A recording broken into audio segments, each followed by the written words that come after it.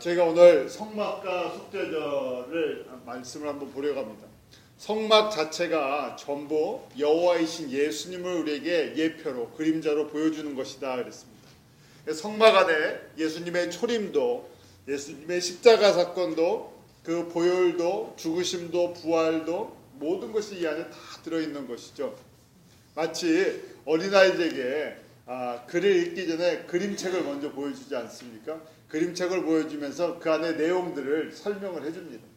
마찬가지로 예수 그리스도, 우리에게 여호와로 오시는 그 예수 그리스도, 여자의 후손으로 오시는 예수 그리스도를 저에게 보여주시기 위해 이 성막이라는 것을 통해, 또 제사라는 것을 통해, 절기를 통해서 그 우리에게 미리 그림 공부같이 보여주시는 것이죠. 성막의 그림을 머릿속에 이렇게 그려두시면 예수님이 어떤 분이신지, 하나님이 왜 이런 일을 우리에게 행하시는지 깊게 묵상할 수 있는 그런 조건이 된다 그랬어요. 자, 문은 동쪽에 나와 있고요. 문이 동쪽입니다. 동쪽에 들어가자마자 첫 번째 있는 게 번제단이죠. 저 안에가 성막 전체인데요. 번제단이 있고 그 안에 물두멍에서 몸을 씻는 그 큰 대야다 생각하시면 돼요. 물두멍이 있고 휘장을 지나서 첫 번째 휘장을 지나면 그 안이 성소고, 성소의 오른쪽에 떡상, 왼쪽에 등대, 그 다음에 앞에 분향단이 있다. 그리고 이제 또 두 번째 휘장을 지나면 그 안에가 가장 거룩한 하나님의 임재가 있는 지성소다. 그리고 지성소 안에 법궤가 있다 그랬어요. 자, 이렇게 순서가 되어 있습니다. 이 모형인데요. 제사장들이 아예 이 모든 과정들을 행하고 있죠. 자, 저렇게 바깥에 번제단이 있고 물두멍 지나서 성소, 또 그 안에 지성소가 있어요. 자, 오늘 저희가 말씀을 보면서요, 특별히 이 속죄절에만 1년에 한 번 이 속죄절날 지금 제사장들이 아니라요, 제사장 중에서도 대제사장만 1년에 딱 한 명이에요. 딱 한 명만 1년에 딱 한 번 들어갈 수 있는 곳이 어디라고요? 저 안에 지성소예요. 지성소 안에 보면 법궤라고 하는 것이 있죠. 저희가 이 지성소 안에 법궤가 이게 그림이에요. 법궤가 있고 그 법궤 뚜껑을 저희가 속죄소, 또 시온자라고 얘기를 해요. 영어로는 mercy seat인데 자비를 베푸시는, 하나님께서 하나님의 백성들에게 자비를 베푸시는 그런 보좌다. 그래서 mercy seat라고 얘기를 하는데요. 그 위에 그룹 천사 둘이 이렇게 그 하나님의 영광을 지키고 있는 모습. 지금 그림이 조금 이해 가십니까? 저 안에가 지성소고요. 아직 대제사장이 안 들어갔죠. 대제사장이 들어가기 전에 분향단을 먼저 지성소 안에 집어넣어야 돼요.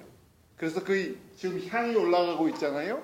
그 향이 저 지성소 안에 가득 차서 앞이 보이지를 말아야 돼요. 그렇게 미리 준비를 하는 것이에요. 지금 보면 향을 피워갖고 이 향이 지성소 안으로 이렇게 들어가는 걸 보여주잖아요. 그리고 그 법궤 위에 천사 모형의 그 두 천사가 이렇게 법궤를 지키고 있는 것처럼 보이죠. 그 법궤의 뚜껑을 속죄소다. 거기서 하나님께서 하나님이 거기에 임재하셔서 우리의 모든 것들을 용서하시고 또 죄사함을 베푸시는 곳이다 그랬어요. 그리고 이 모습은 저희가 계시록에 보니까 이 모습은 어디에 대한 모형이라고요? 천국의 새 예루살렘의 하나님의 보좌에 대한 모형이에요. 하나님의 보좌 주변에 저렇게 그룹 천사들이 둘러서 있고요. 거기에 하나님의 영광이 가득하죠. 거기에 대한 아주 작은 그림자 같은 저희가 속죄절에 대한 내용들을 한번 이제 살펴보려고 해요. 자, 이 속죄절은 영원한 규례다고 되어 있어요. 왜냐하면 이 속죄절은 저희가 그 절기 공부를 통해서 아는 것처럼 7월 10일이죠. 7월 1일이 나팔절이죠. 절기 한번 기억을 공부한 지 얼마 안 되었고 여러분들이 이제 다 어느 정도 기억하시리라 생각해요. 봄절기 6월절, 무교절, 초실절 이 세 절기는 예수님이 처음 오시는 초림과 연결되어 있었다 그랬습니다. 6월절은 예수님의 십자가에 죽으시고, 무교절은 무덤에 들어가시는 것이고, 초실절은 부활의 첫 열매가 되어주시는 거예요. 그래서 그날이 15, 16, 17일 저녁에 하니까 그렇게 계산할 수 있죠. 금토주일이고요. 그리고 나서 50일이 지나서 오순절이 시작되죠. 초실절이 지나서 오순절. 오순절은 이 밀추수가 시작되는 것입니다. 이때부터 4개월 동안 본격적인 추수가 되는데, 영적으로 보면 성령님이 오셔서 이방인을 위한 추수 기간이 저희들에게 주어진다 그랬어요. 그래서 교회는 왜 존재하나 하면 결국 하나님의 잃어버린 이방인들을 추수하기 위해서 존재하는 것이에요. 저희가 여러 가지 목적이 있지만 가장 본질적인 목적은 저희 교회라는 것을 통해서, 하나님의 공동체를 통해서 이방인들에게 그 복음이 전파되고 그들이 주 앞에 돌아오는 것이죠. 그렇게 교회의 역사가 흘러갈 것을 말씀하시고, 이 복음이 땅끝까지 증거될 때 그때 예수님의 다시 오시는 재림의 사건이 있을 것이다. 그래서 재림의 사건이 있을 때 그때가 나팔절이죠. 나팔절은 예수님의 공중재림, 나팔을 불면서 예수님께서 공중재림하시고, 그리고 속죄절과 이 장막절은 천년왕국이다 말씀을 드렸습니다. 자, 그렇기 때문에 영원한 규례라 하는 것은 결국 예수님과 연결이 되어 있고, 영원하신 하나님과 이 하나님의 일이라는 것이죠. 세상의 일이 아니라 하나님의 구원, 예수 그리스도를 통해서 하나님의 구원, 영원한 생명을 주시는 것이기 때문에 이런 것들을 만들어 놨습니다. 그리고 저희들에게 이것을 계속해서 기억하게 만들어 주셨죠. 34절에도 이는 너희의 영원히 지킬 규례라. 이스라엘 자손의 모든 죄를 위하여 1년 1차 속죄할 것이니라. 1년에 딱 한 번 속죄절을 지키는데, 그때 하나님께서 이스라엘 백성들의 죄를 용서해 주는 것이 무엇인지 가르쳐 주시겠다는 거예요.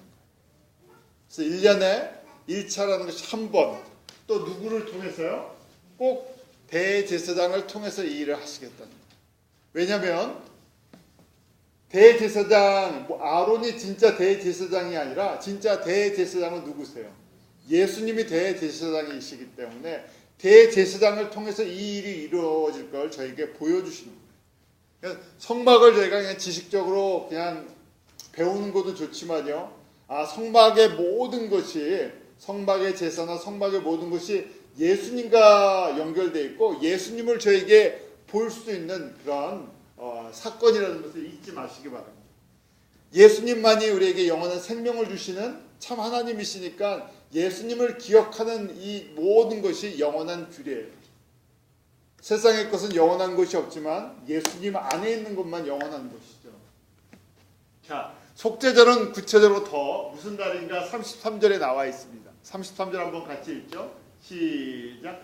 지성소를 위하여 속죄하며 회막과 단을 위하여 속죄하고 또 제사장들과 백성의 회중을 위하여 속죄할지니.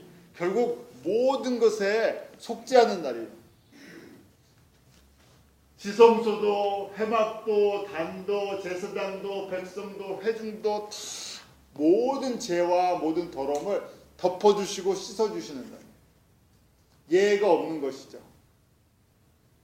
그래서 이날을 기념하기 했는데요. 저희가 이 속죄절을 이제 한번 이 규례들을 좀 이제 살펴봐야 되겠습니다. 이 속죄절이 나오게 된 이 배경 속에 또 하나가 오늘 16장 1절에 보면 이렇게 말씀이 있어요. 아론의 두 아들이 여호와 앞에 나가다가 죽은 후에 여호와께서 모세에게 말씀하시니라. 아론의 두 아들이 지성소에 들어갔다가 잘못해서 죽었죠.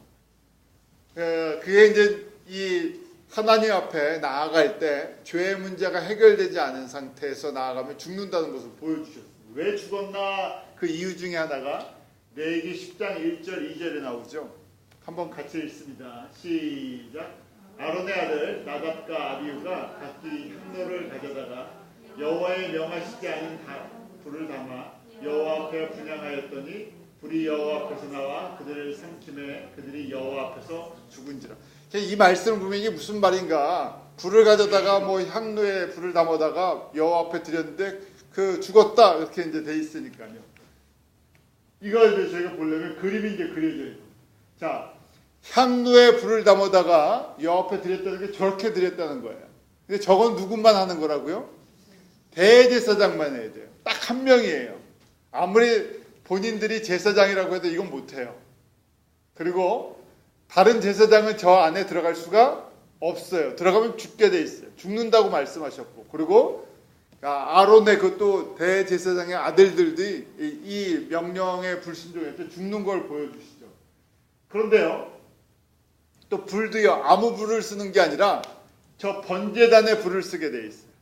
왜냐하면 번제단에 처음 불을 사람이 붙인 것이 아니라 번제단을 만들고 하나님 앞에 제사를 지낼 때 하나님께서 저 번제단, 첫 번째 들어가는 번제단에 하늘에서부터 불이 내려와서 불이 붙기 시작했어요.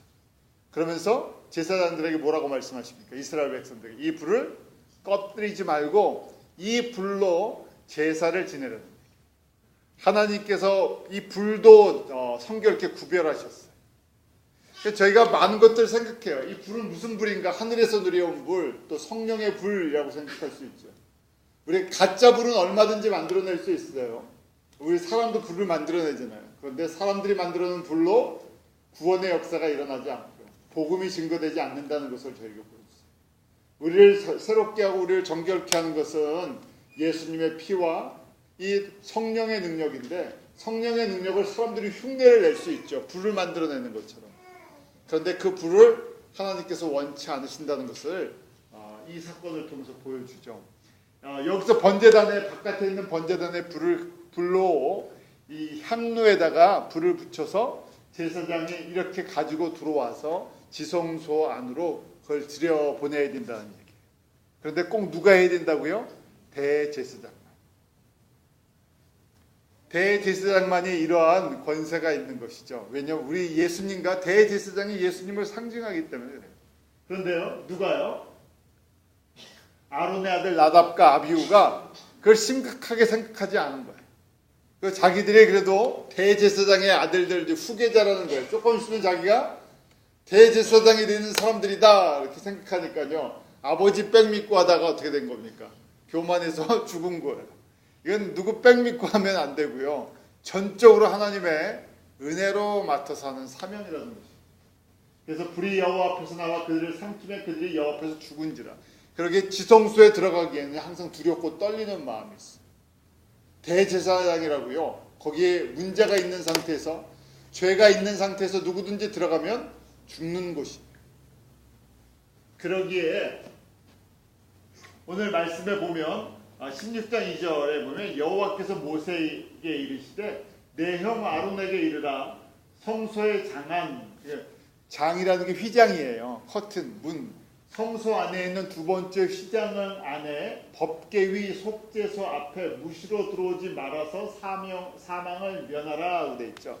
이 레기가 어려워요. 그냥 이 배경을 이해하지 못하시고 레기를 보면 레기가 가장 졸려운 성경 중에 하나고 가장 재미없는 성경 중에 하나고요. 잘 안 읽혀지는 성경 중에 하나. 그래서 지금 배경 설명을 해드리는 거예요. 성소의 이런 모양과 의미를 알고 있어야지.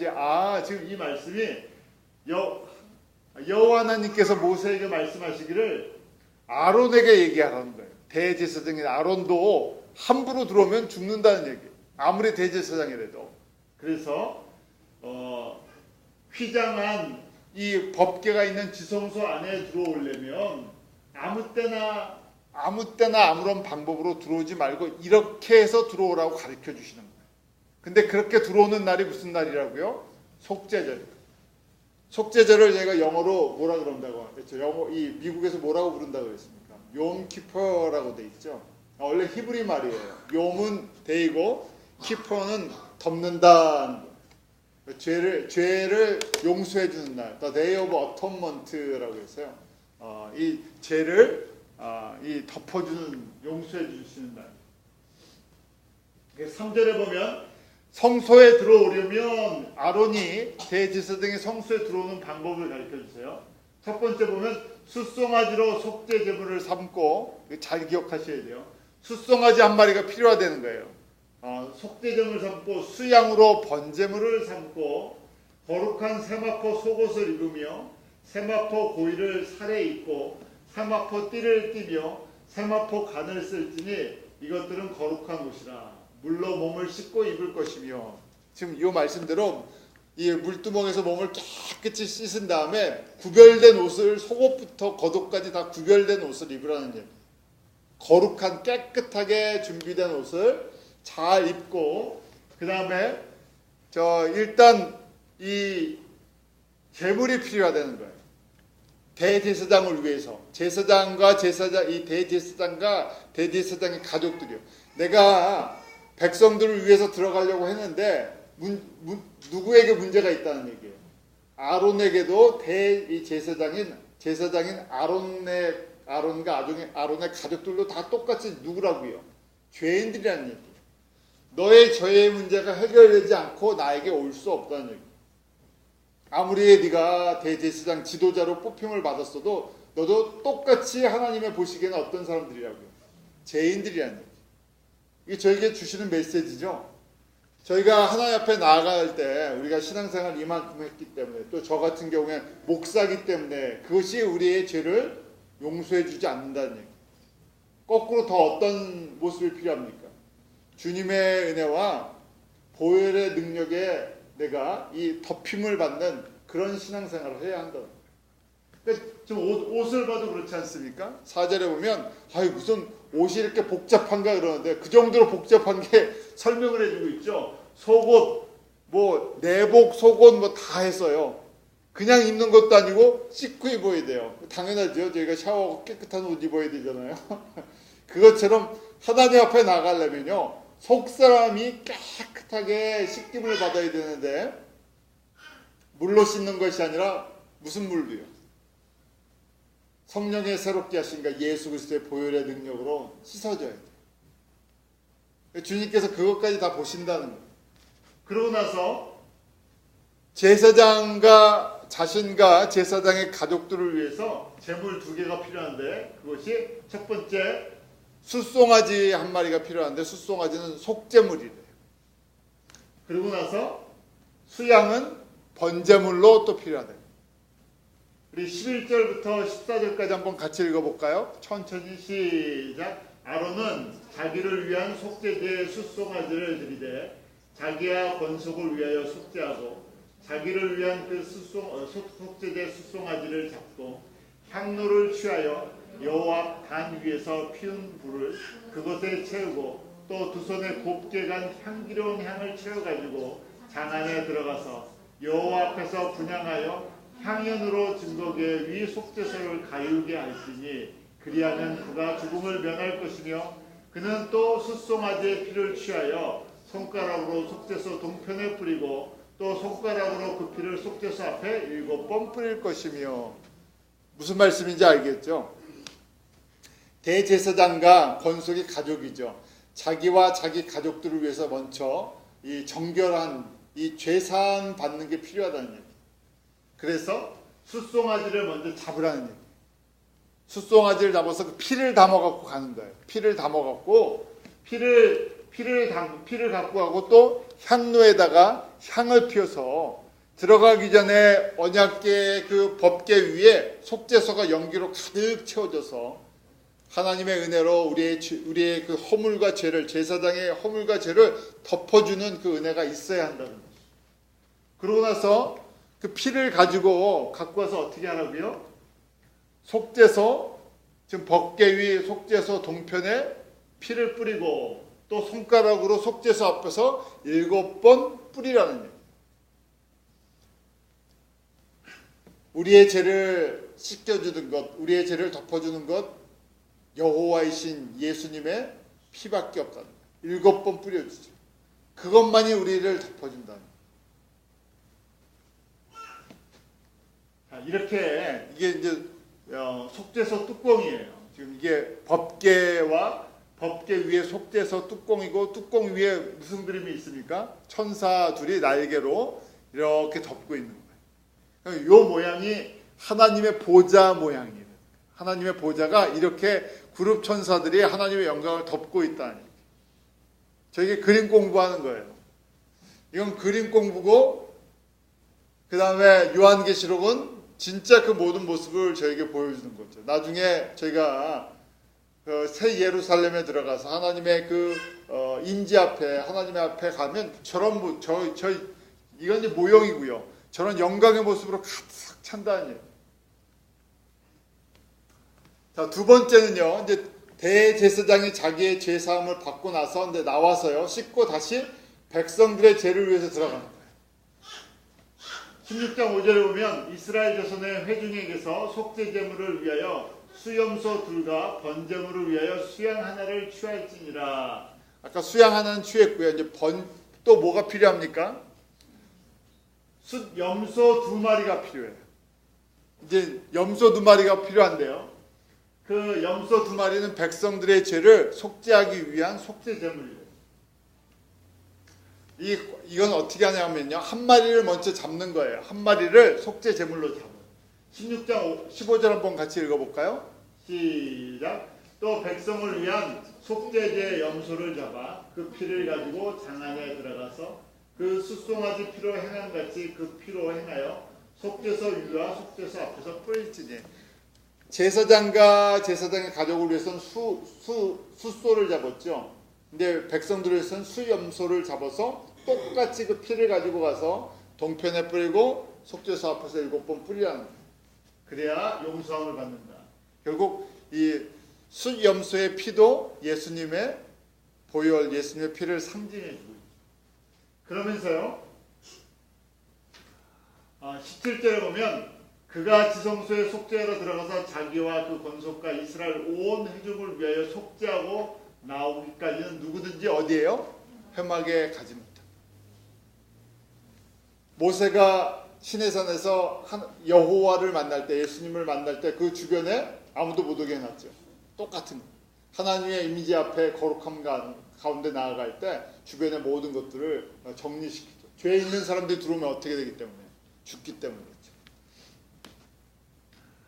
그리고 염소 2마리를 잡잖아요. 첫 번째를 우리 속죄물이라고 하고 두 번째를 아사셀 염소라고 한국말로 번역을 했어요.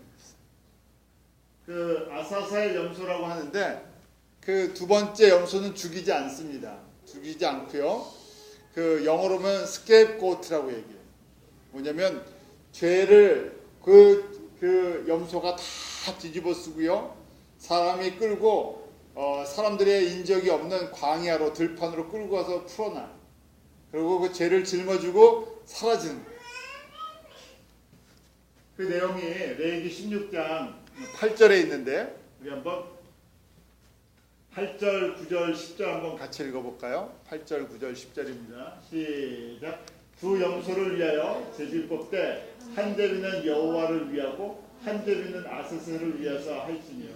아론은 여호와를 위하여 제비 뽑은 염소를 속죄제로 드리고 아사셀을 위하여 제비 뽑은 염소는 산대로 여호와 앞에 두었다가 그것으로 속죄하고 아사셀을 위하여 광야로 보낼지니라. 이게 무슨 얘기인가면요.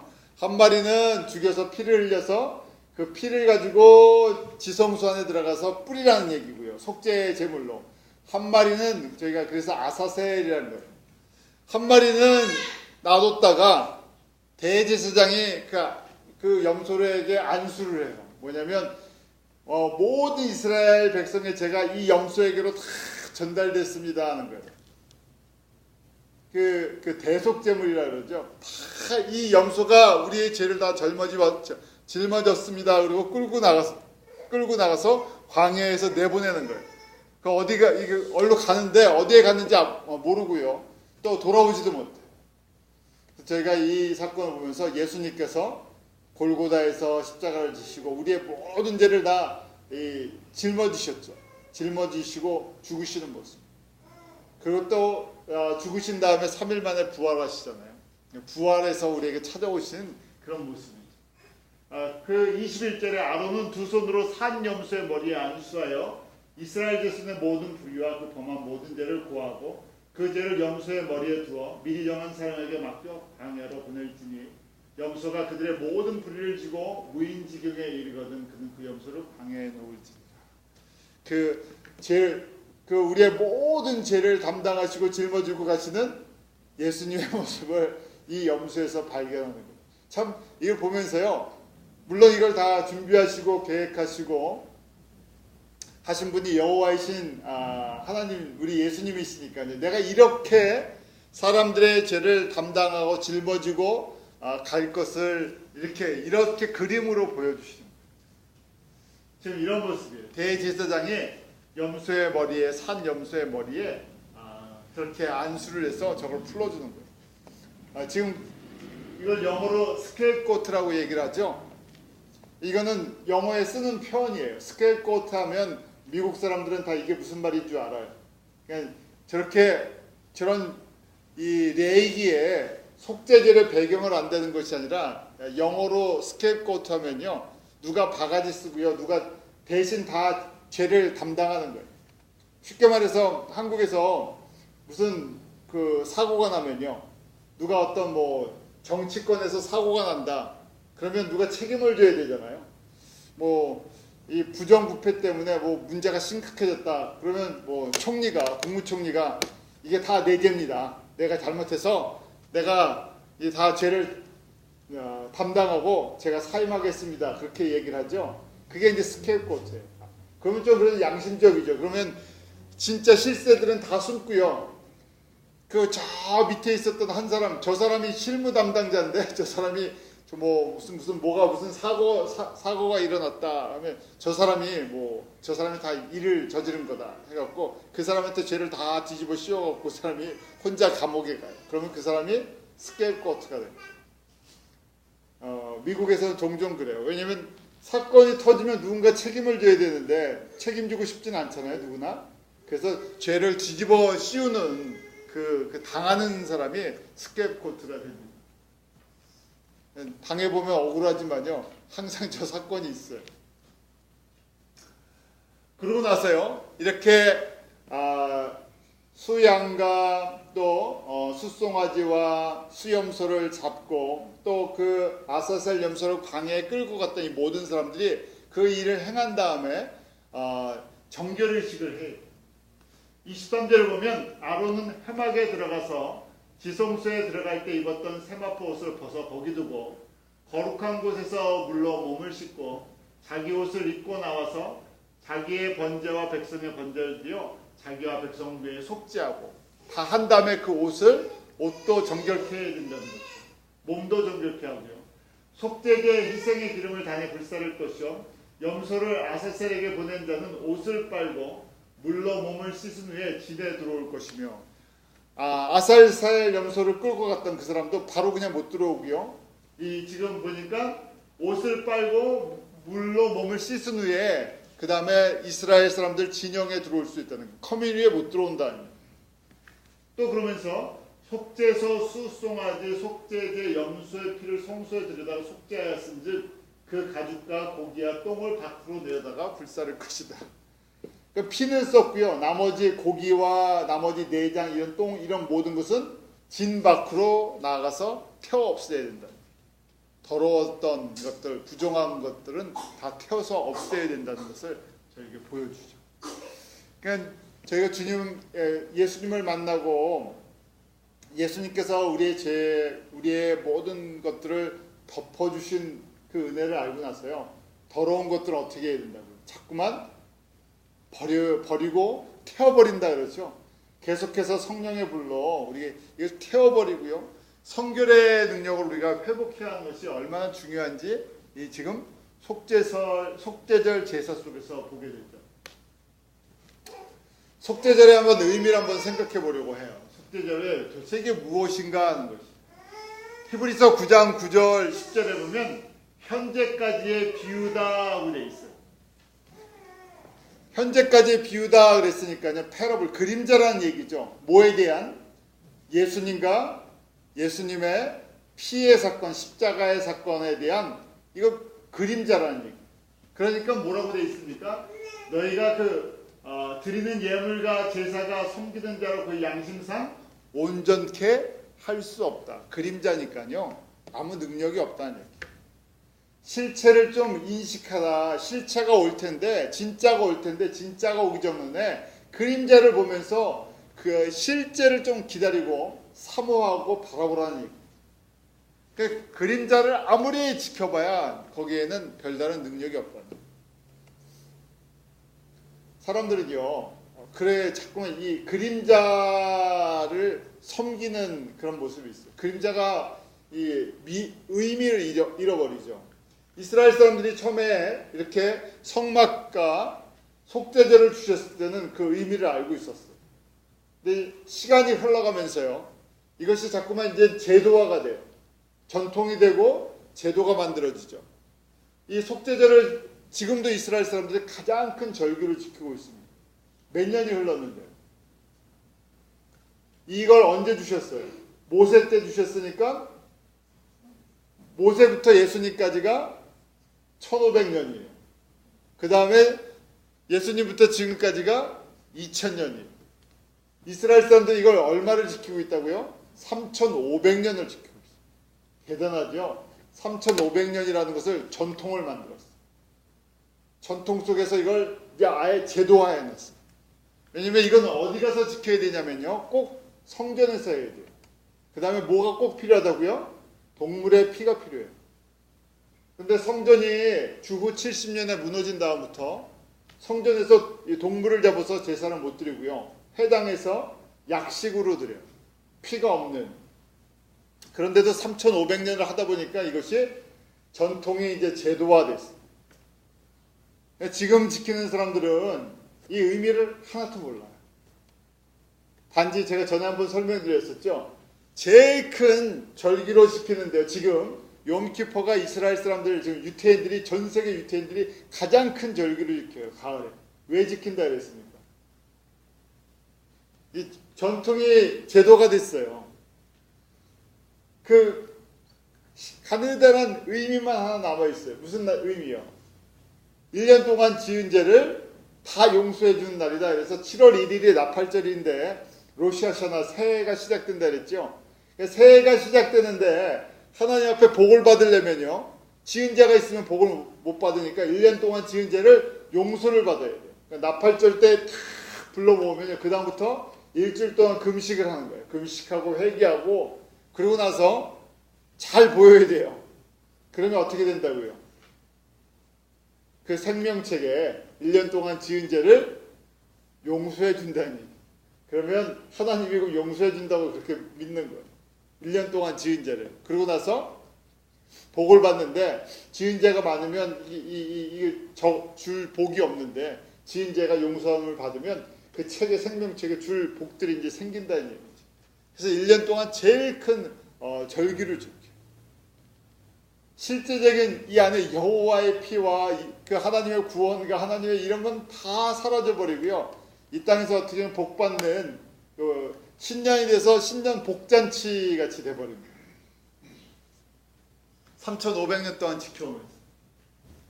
근데 그 의미를 이렇게 설명해 주죠. 진정한 의미는요, 히브리서 9장 11절 12절에 나와 있어요. 한번 같이 보죠. 읽습니다. 11절 12절 시작. 그리스도께서 장래 좋은 일에 대제사장으로 오사 손으로 짓지 아니한 곧 이 창조에 속하지 아니한 더 크고 온전한 장막으로 말미암아 염소와 송아지의 피로 아니하고 오직 자기 피로 영원한 속죄를 이루사 단번에 성소에 들어가셨습니다. 대제사장이신 예수님께서 단번에 자기 동물의 피가 아니라 자기의 몸을 속죄제물로, 대속의 제물로 주셔갖고요, 그 단번에라는 것이죠. once for all, 단 한 번의 사건이지만 그것으로 모든 사람들에게 그 피의 능력이 적용된다. 이게 진짜라는 얘기예요. 속죄제를 왜 주셨나? 성막을 왜 주셨나?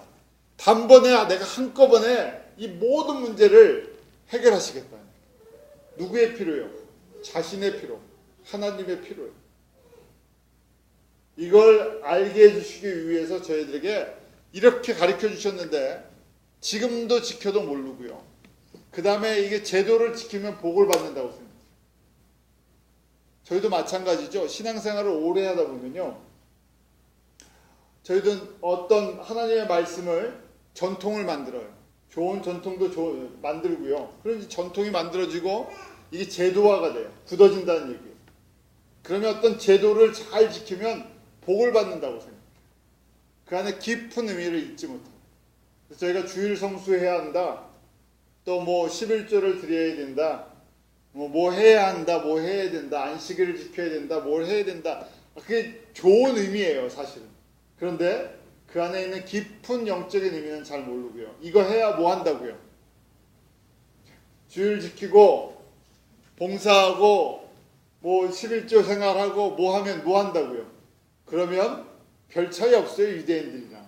그러면 하나님께서 뭐 주신다고요? 복 주신다고 생각해요. 진짜 의미는 잘 이해를 못하면서요. 이런 제도를 잘 지키면 복 주신다고 생각합니다. 그러니까 하나님 입장에서 보면 답답할 일이에요.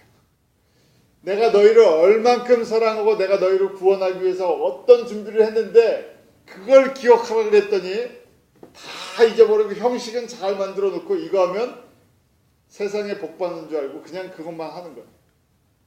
그러니까 저희가 유대인들이나 우리나 영적으로 보면요. 별 차이가 없는 사람들이에요. 주님께서 은혜를 베풀어 주시지 않으면 우리의 눈을 뜨게 해주시지 않으면 저희도 결국 유대인들이나 우리나 별 차이가 없는 사람. 대제사장이나 백성들이나 누가 여호와이신 예수님께 대제사장께서 영원한 대제사장께서 우리의 죄를 용서해 주지 않으면 저희도 다 똑같은 죽임당할 죄인에 불과해요. 우리 성경에 나오는 인물들을 보면서 아유 저렇게 어리석었고 하나님 앞에서 저런 은혜를 모를까. 아버지가 아론이었으면 좀 정신을 차리고 그러면 이 대제사장의 이 거룩한 사명을 감당할 텐데 그새를 못 참아서 여러 가지 생각해 볼 수 있죠. 주님께서 우리의 눈을 조금만 안 뜨게 해주시면요. 조금만 우리가 예수님이 누구신지를 깨닫지 못하게 해주시면요. 저희도 별반 차이가 없는 사람들이랍니다. 그러기에 이 19절부터 22절에 계속해서 이제 설명을 해주는 거죠. 모세가 율법대로 모든 계명을 온 백성에게 말한 후에 송아지와 염소의 피와 및 물과 붉은 양털과 우스토를 취하여 그 책과 온 백성에 뿌려 이르되 이는 하나님이 너에게 명하신 언약의 피라 하고 또한 이와 같이 피로써 장막과 섬기는 일에 쓰는 모든 그릇에 뿌렸느니라. 율법을 주차 거의 모든 물건이 피로써 정결케 되느니 피 흘림이 없은즉 사함이 없느니라. 성막에 있는 모든 기구도요. 이렇게 속죄절날 예배를 제사를 드리고 나서요. 모든 기구까지 다 뭘로 씻었다고요? 피로 다 씻었다는 얘기예요. 그 피가 묻지 않으면 제사함이 없다는 얘기예요. 예수님의 피가 묻지 않으면 어떤 것도 제사함이 없다는 얘기예요. 성막의 모든 것도 무엇으로 거룩해지는가? 예수님의 피로서. 예수님이 우리의 또 성전 되시잖아요. 우리가 예수님 안에서 함께 성전으로 지어져 가죠. 그러니까 성전에 쓰는 모든 것은 뭘로 정결케 된다고요? 예수님의 피로. 예수님의 피가 아니면요, 저희가 성전에 쓰임을 받을 수가 없어요. 성전의 일부가 될 수도 없고요, 쓰임 받을 수도 없고요. 아무리 좋은 것을 갖고 있어도 예수님의 피가 없이는 되지 않는다. 저희가 여기에 깊은 의미가 있어요. 저희가 신앙생활을 오래 하다 보면요, 예수님의 피의 사건을 자꾸만 잊어먹어가지고 나는 예수 믿고 구원받고 제사함 받았다 생각하고요. 그 다음부터는 내가 한다고 생각해요. 내 열심, 내가 거룩하게 살려고 하고 내 의지, 내가 열심히 성경 보고 성경 말씀 알고 이래서 내가 더 거룩한 삶을 산다 이렇게 생각해요. 그런데 뭐가 없으면 예수님의 피 없이는 이건 불가능하다. 그럼 저희가 또 이렇게 질문할 수 있어요. 이렇게 복잡하게 만드셨습니까? 이렇게 레위기 민수기의 말씀을 이렇게 복잡하게 만들고 이렇게 제사법을 복잡하게 만들고 아니 단번에 하실 것 같으면 이런 거 없이 그냥 한 번에 그냥 예수님께서 십자가에서 죽으시는 거 쫙 보여주시고 너희 다 구원받았다 그러면 되는데 왜 이렇게 모세부터 예수님까지 1500년이 걸렸고요. 아담이 타락한 이후부터 예수님까지 몇 년이 흘렀다 그랬습니다. 4000년. 왜 이렇게 오랜 세월 동안 오랜 시간 동안 이렇게 끌면서 구약은 다 그림자 같은데 그림자를 무려 4000년을 보여주셨어요. 예고편만 4000년을 보여주셨어요. 왜 이렇게 하셨을까? 한 번에 다 그냥 끝내버리시죠. 왜 그러셨을 것 같습니까? 왜 이렇게 그림자를 보고 훈련을 시키셨을까요? 저희도 마찬가지예요. 저희도 주님께서 그냥 한번 예수님이 누구신가 깨닫게 하셨으면 한꺼번에 다 가르쳐 주시죠. 예수님을 믿겠다고 고백하는 그 순간 우리 영의 눈이 밝게 떠져서 이 새하늘 가서 땅도 보이고 새 예루살렘도 보이고 성경을 읽기만 하면 그냥 그 말씀이 절절절절 귀에 다 들어가고 다 암송이 되고. 왜요? 예수님께서 창조주신데 그렇게 못하시겠습니까? 다 하실 수 있죠. 한 번에 다 열어주셔서 한 번에 눈이 활짝 떠지게 좀 해주시죠. 근데 왜 이렇게 우리 인생이라는 70년이면 70년, 80년 동안 이렇게 이런 시간을 통해서 조금씩 깨닫게 해주셨는지, 4000년 저에게 오기까지 6000년이라는 시간을 걸리면서 왜 이렇게 전달되게 하시는지 저에게 보면서요, 하나님의 오래 참으심과 하나님의 자비하심과 하나님의 사랑과 하나님의 은혜가 이 안에 들어가 있다. 왜냐하면 제가 예수님의 복음을, 십자가의 사건을 우리가 값없이 받았어요.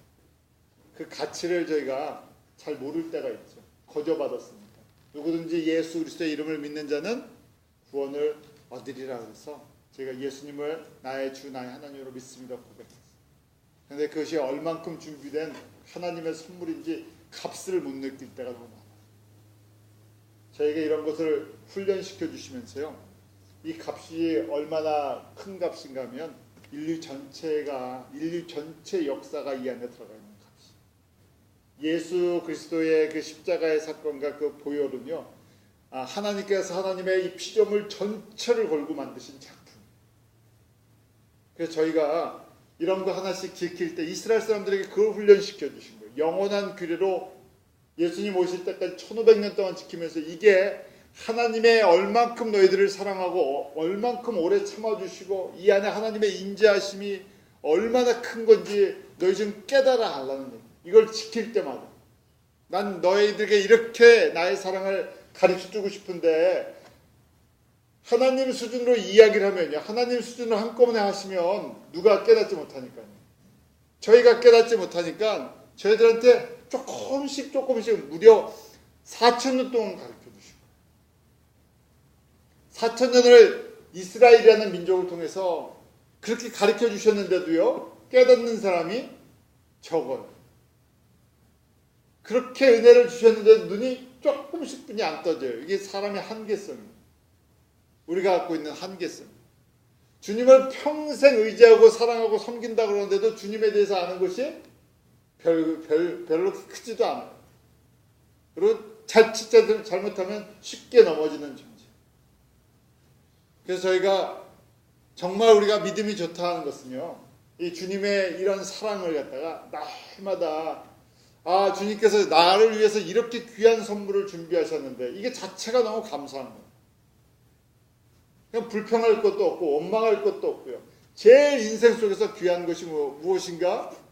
주님의 사랑의 그 넓이와 깊이와 높이를 조금이라도 깨닫는 거예요.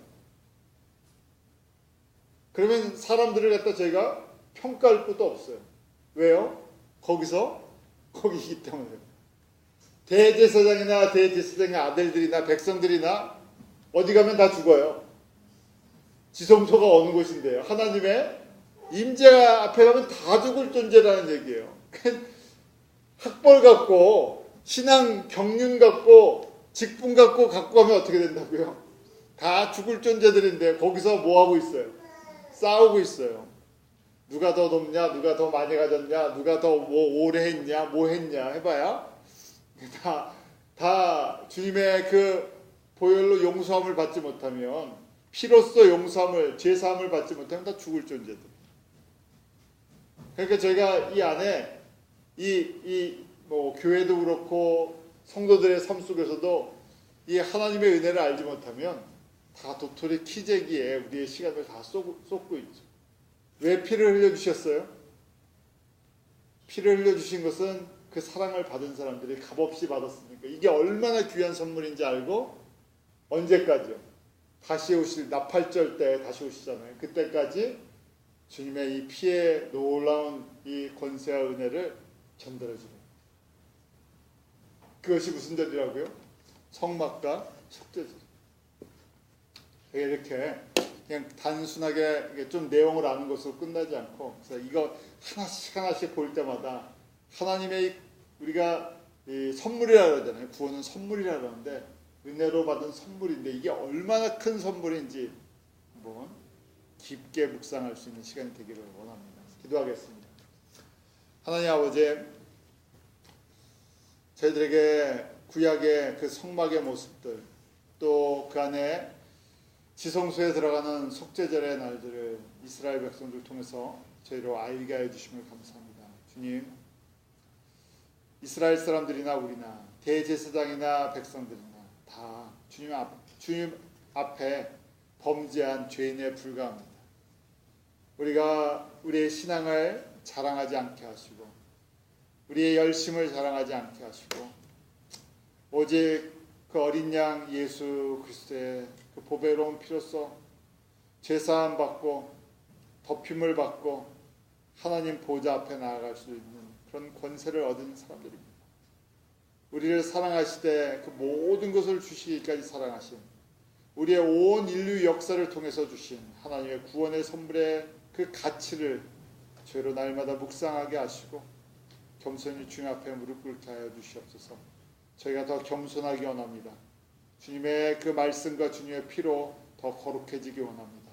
아버지 하나님, 이 주신 주님의 귀한 복음의 능력이 나를 변화시키게 하시고 우리의 가족을 새롭게 하시고 계속해서 이 복음이 흘러 모든 민족 가운데 흘러가는 그런 귀한 통로로 쓰임받는 은혜가 있게 하여 주시옵소서. 예수님의 이름으로 기도하옵나이다.